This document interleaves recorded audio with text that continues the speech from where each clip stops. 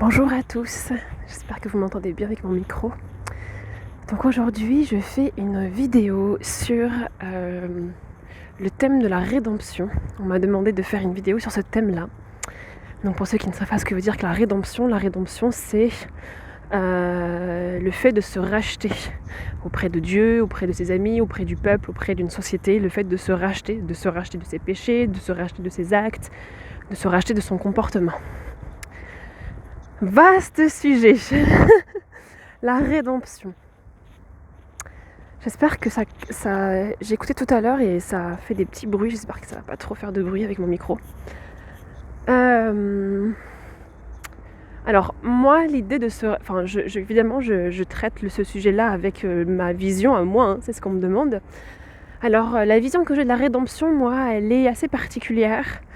Parce que pour moi, on n'a pas à se racheter de quoi que ce soit en fait. Et il n'y a pas, pour moi, l'idée de se racheter auprès d'un peuple, d'une communauté, d'un ami, d'un mari, d'un enfant. En fait, pour moi, chaque acte que nous faisons est nécessaire. Chaque acte que nous faisons, ô combien il puisse être dur, il puisse être violent, il puisse être injuste, il puisse être impardonnable, chaque acte que nous faisons a été établi dans un destin, dans une vie, dans dans une demande spirituelle d'âme à âme, bien au-delà que nous soyons ici sur Terre. Mais toutefois, nous sommes des êtres humains. On ne peut pas y échapper, et nous, en tant qu'êtres humains, on a besoin de se racheter, on a besoin d'avoir la sensation à l'intérieur de notre corps, de notre âme, que nous avons effacé l'ardoise, nous avons montré aux autres, à Dieu, que nous sommes nouveaux, que nous ne referons plus jamais les mêmes erreurs, que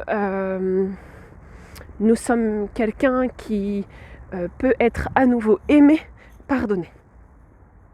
Alors pour moi, les êtres ne sont ni foncièrement gentils, ni foncièrement méchants.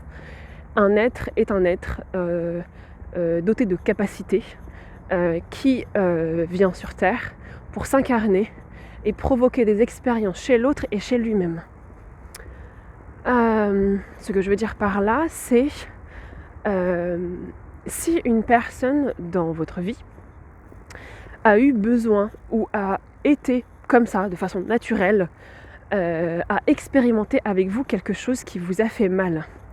Elle vous a trahi, elle vous a menti, elle vous a maltraité. J'ai plus que 5% de batterie. C'est génial. Bon, je vais essayer de faire vite. Eh bien, elle va essayer de revenir dans votre vie pour se racheter. En fait, moi je pense que c'est une grave erreur. Elle ne pourra jamais se racheter. Elle ne pourra jamais se racheter parce que l'idée, c'est pas de se racheter.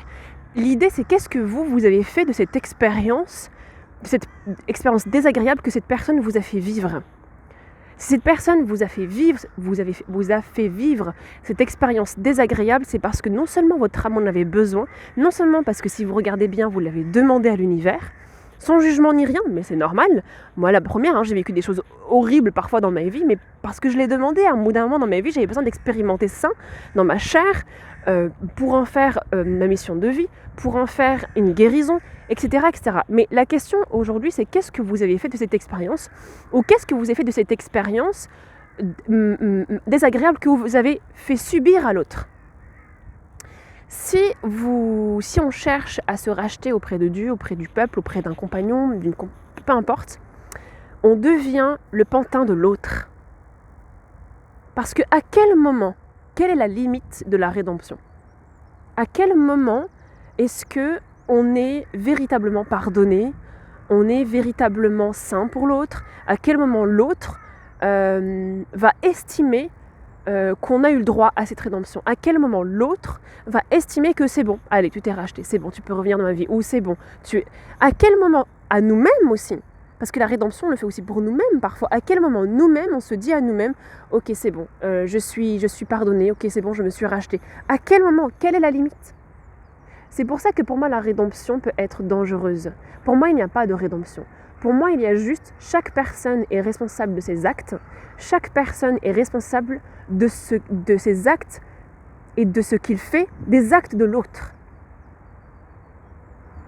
Et lorsque la personne revient vous voir, celle qui vous a fait mal, celle qui vous a martyrisé, ou lorsque vous allez retourner voir la personne que vous avez martyrisée, l'idée maintenant, c'est juste de savoir est-ce que vous avez envie que cette personne revienne dans votre vie? Est-ce que la personne a envie que vous reveniez dans sa vie?